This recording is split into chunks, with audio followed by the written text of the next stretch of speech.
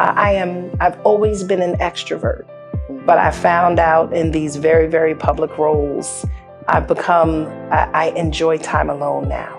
In the midst of those 18 hours, I have friends, I have colleagues who are around me who I can be Shawyn.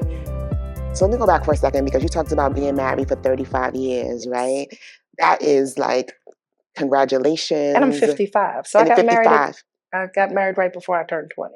So that right there is something that needs to be celebrated, talked about, because the divorce rate is astronomical. So being married 35 years and being married young is celebratory. So congratulations. Woohoo, we can learn some things. And you talked about your husband being willing to, and I'm going to use this word, serve you in the capacity that you need. How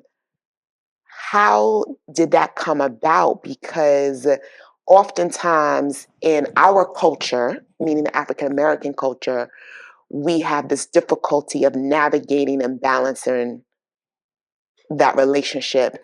And those of us who are in the church always hear the woman should be submissive, submissive, submissive, right? But for 35 years, and for him to be able to serve in a capacity that you described, talk about that.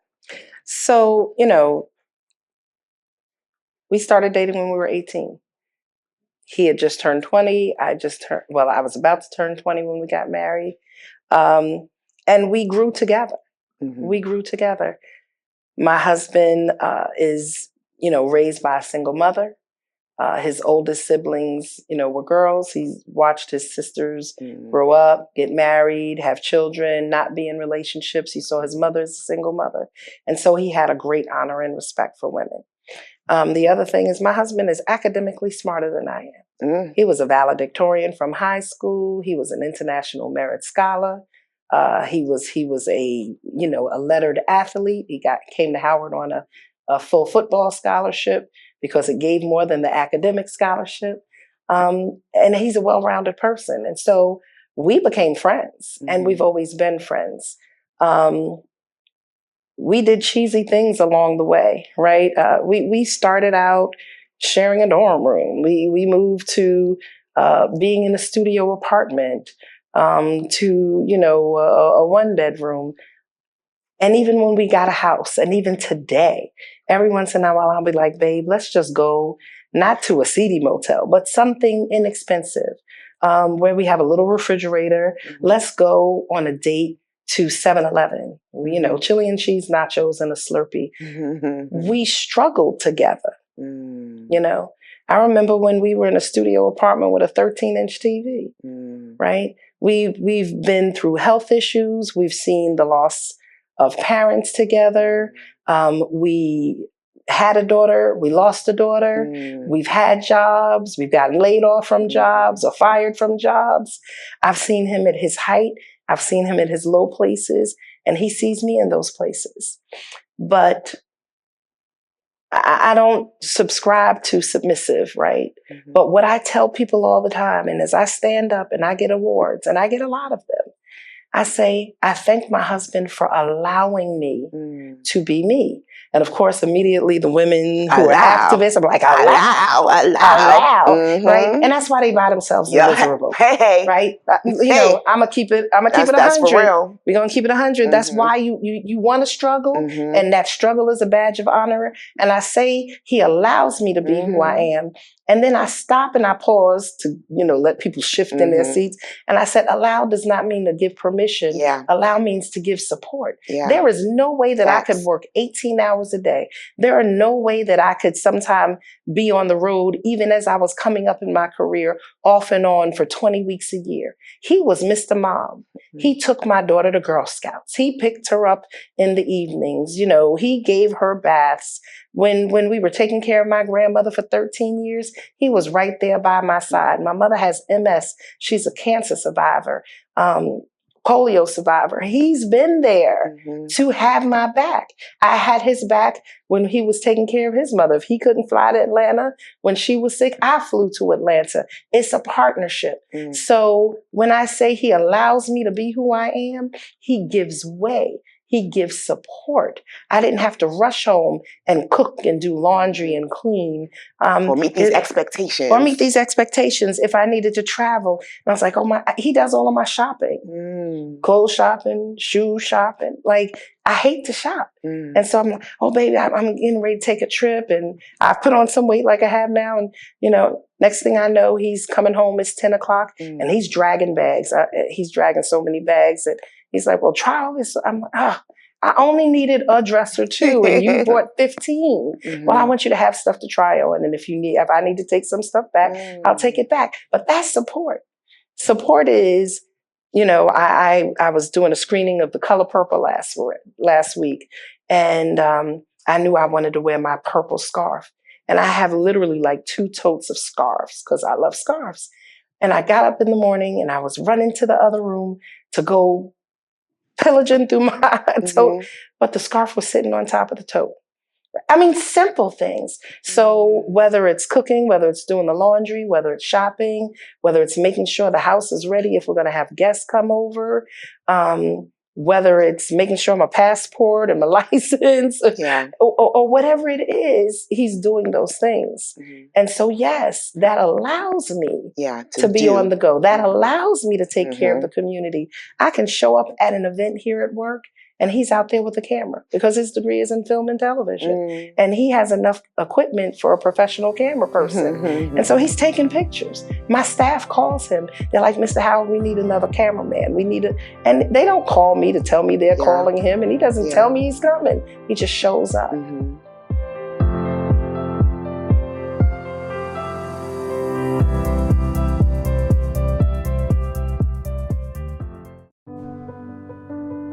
The signs are everywhere. Sometimes you just have to take a second look. Human trafficking is modern-day slavery, and it happens in our own communities. Victims can be any gender, age, or race. Join the Department of Homeland Security's Blue Campaign to learn how to recognize and report this heinous crime. Your second look could be their second chance.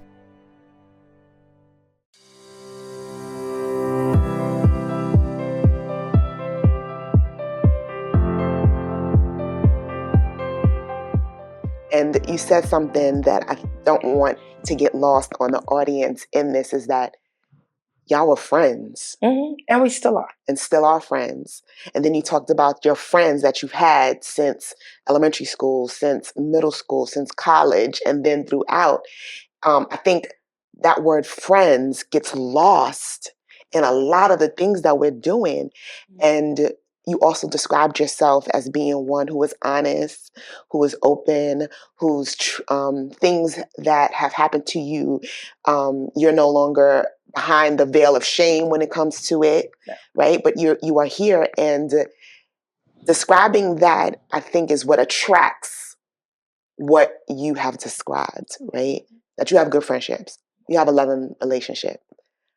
How or what can you share with the people that are watching that it's okay to be honest? It's okay to admit that you were depressed. It's okay to admit that, you know what, you jacked up. I went through my season.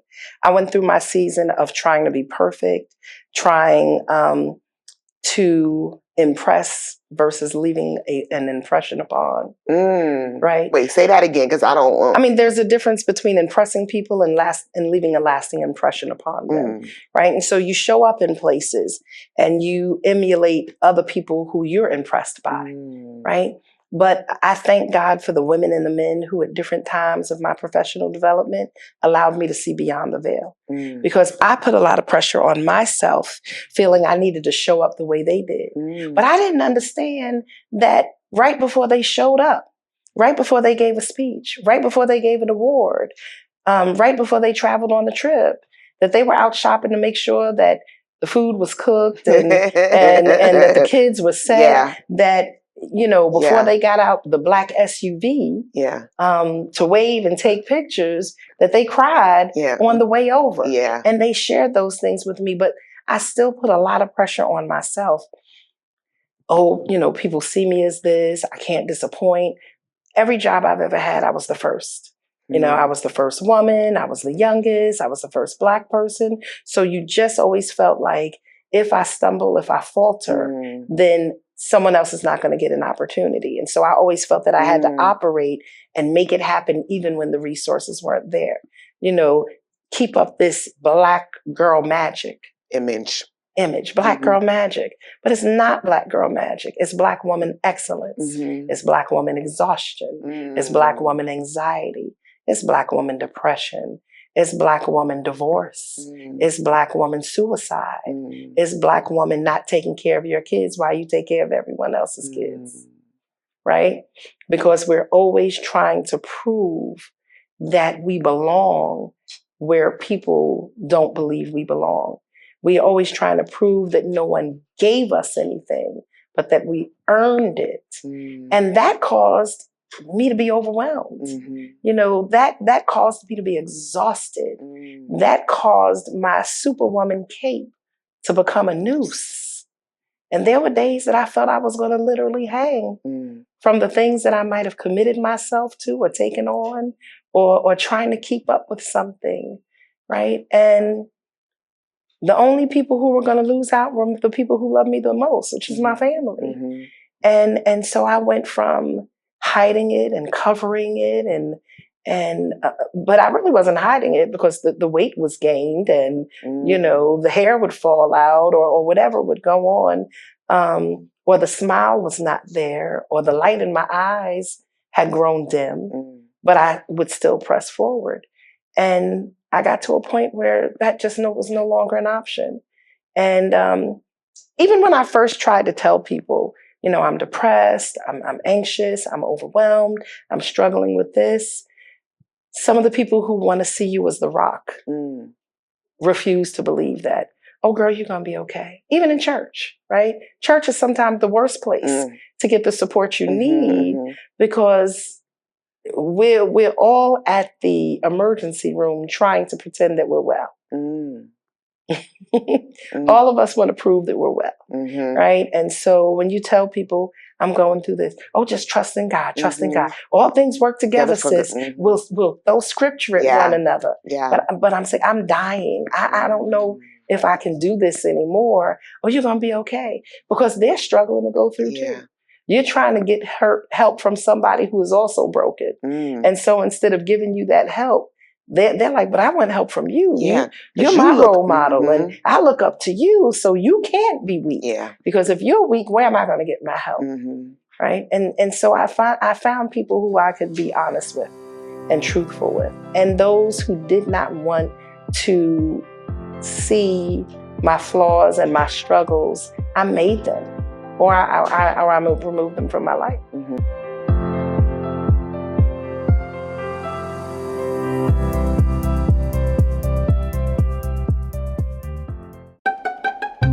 Wow, looking good. Thanks.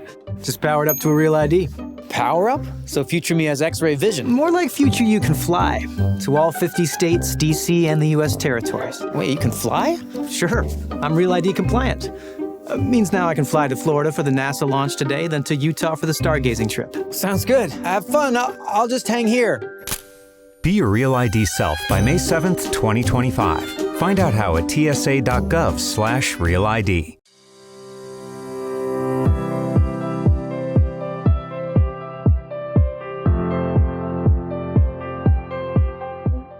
And I'm glad you said that because there was a time where my accent is extremely strong. I have a strong Bronx accent. I'm a Bronx girl. And I would cower back from leaning into that, right? Because, society, the image that you think society has is like, oh no, what are they going to think about? So I would code switch on a regular when it came to speech. And you can't keep that up for so long where the inner you is like, this ain't working. Right? And so the minute that I was like, you know what, I'm going to lean into it heavy is when I found that it gave other people permission To do the same. And that's what I hear you saying. So in your identity of knowing who you are and appreciating Shawyn and appreciating everything that comes with it, because nobody is perfect. Yeah. You've given other people permission, and you've also are saving the seat for others who are coming behind you. That will be the second. And that's why I said it was so important to get to a place where I wanted to leave a lasting impression instead of impressing people. People are drawn to you oftentimes by the light of your success. Yeah. Right? But if we don't share the struggle and the darkness of our failure, and what we go through, then you're not helping the person who's looking up to you, because they're running into their brick walls called life. And all you're showing them is your shine. And so they're going home feeling inadequate. Yeah. Right? I deal with such great feelings of inadequacy. When I first walked into my first mayoral convention, and I'm looking at people who I look at on Fox News and CNN and MSNBC, I was like, oh my God, do I belong in this room? This is huge. You know, when I got around Bloomberg's or, I'm like, oh my goodness. when you're a South Side girl from a single mom who didn't grow up necessarily in poverty, but working class, you're somewhere on the bordering of that low working class. And then now you're in the room with millionaires, and then you're in the room with billionaires, and then you're in the room with trillionaires. Because when I was in Dubai, I stood before the United Arab Emirates Business Council, and I spoke to trillionaires. And at first I was like, oh, do I belong in this room? Right? And then I had to just get comfortable in that room. That you're here. That I'm here. And I understand that, like you said, I still do code switch, right? Because people, like I said, they want to think they know who I am. Yeah. And so when I go out and I'm talking to some of the young girls, they just see me as the mayor. So I'll be like, baby girl, come on, let me keep it real with you right now. And they're like, and I tell them what in the immortal words of my good friend Senator Jamal Bailey, right? He says, I code switch, I don't soul switch. Right? Because there's nothing wrong with code switching, because in order to be in certain rooms initially, you have to show up in a certain way. I was like, there's a difference between how you turn up and how you show up. And that's biblical, because it says, be all things to all men, so I may win them. That I may win them. That I may have to win use wisdom. them. Yes. So you have to know how to be a base and how to abound. You have to know how to shift and move. But that doesn't mean that the essence of who you are changes. You're in the world, but not of the world. You're not of the world. You're in those rooms, but you're not of those rooms. And you're in those places, but you're not of those places. So from the basketball court to the block to the boardroom to the White House. Yes. I'm still Shawyn. How I might initially show up might be different. But once I'm solidly in that place, they see a little bit more who I am. And the message is the same. The message is the same. And they appreciate it. One of the things that we worry about as Black women is not showing up as the angry Black woman. Everything can't be about the hands and sister girl and, all of that. But every once in a while, I found out that going to those rooms and saying, well, I'm struggling with the idea that we're doing. I was like, look, this is some BS. I'm calling BS right now. Yes. Right. I don't use the curse words, but I'm calling BS. Yes. And they're like, well, what do you mean? Well, you don't need to act all angry. I'm not angry. But I'm not an angry Black woman, but I'm a Black woman who gets angry. Yes. I'm a Black woman who gets annoyed that you would feel so comfortable to say some of the things that you say in my presence that I wonder what you say when I'm not here. I'm annoyed that I said what I said 5 times, but it wasn't heard until someone else said it. And then it became gospel and truth. I'm upset that I'm sitting at this table and sometimes you choose not to see me. You're going to see me today. You're going to see me in all of Shawyn's glory. And that's language, and that's learning how to present yourself in a way that fits a narrative that society has created, but also not losing your identity as who you are. You're not going to do this today. Not today. Not today. Not today. So if we could leave the audience with anything that would leave a lasting impression, what would it be? So I guess my staff calls them Shawnisms. They're just things that I've developed, through life and experience, and sometimes they just come out of nowhere. You have to be the thermostat and not the thermometer. The thermostat sets the temperature. A thermometer responds to it. So when you go into a room, I don't care how nervous you are, you got to set the environment, right? I tell people, and I tell young people all the time, that you can't stand out and fit in at the same time. Right? You don't want to lose who you are so much that in a room you kind of just become like vanilla milk. Yeah. That there's nothing. Where's your identity? I mean, little things that I do. My nails, they're not colorful, but I got a little bling on them, right? And so that's part of me just being who I am wherever I go. And just don't lose yourself. Yeah. You have to be true. You have to be true. People will appreciate the authentic you than the person who tries to blend in. And people want authenticity. That is something that is missing. And authenticity is different from keeping it real. Yeah. Because sometimes people keeping it real goes wrong. Just, I'm going to be loud. I'm going to be. That's not real. That's not even who you are. That's who you are in your discomfort, because you may not feel like you belong there. And so now you're going to show out and be loud, right? Because you don't know how to fit in. So let me sabotage myself. But I encourage people to be your authentic self. I encourage you to make sure that you have a tribe and a group of people who you can be honest with. I encourage you, if you need mental health counseling, if you need church counseling, if you need sister girl talk, then do that. And even in my dimensions of diversity, as people call me, my friends, because like I said, I was a social worker. Yeah. And sometimes when my friends disagreed with me, they was like, I don't need you to social work me. So when they call me, I'm like, I need to know who you looking to speak to. Are you looking to speak to the social worker? Are you looking to speak to the evangelist? You want to speak to the the sister girlfriend? Because if you want me to just co-sign your stuff today, I'll co-sign it, and I'll correct you tomorrow. Yeah. Right. But so you have to identify yourself, and you have to define yourself for yourself. And you have to be clear to let people know who you are and how you're going to allow them to treat you.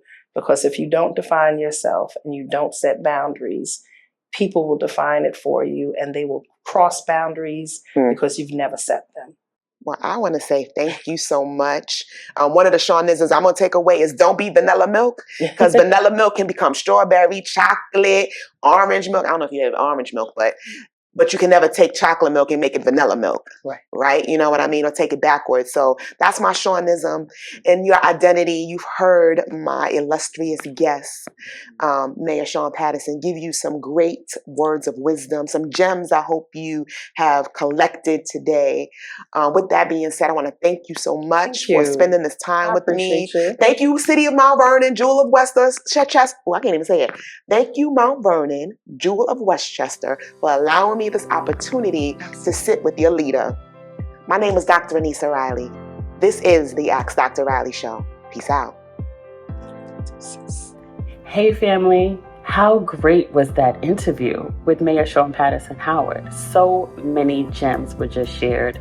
I'm yours truly, Mo, for the Ask Dr. Riley Show, and I'm here to just leave you with some highlights of what we just saw.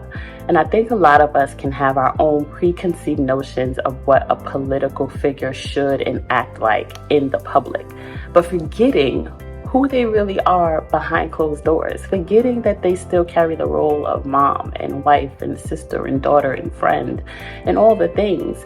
And what Mayor Shawyn Patterson highlighted to me was that you need a firm foundation in your relationship with God.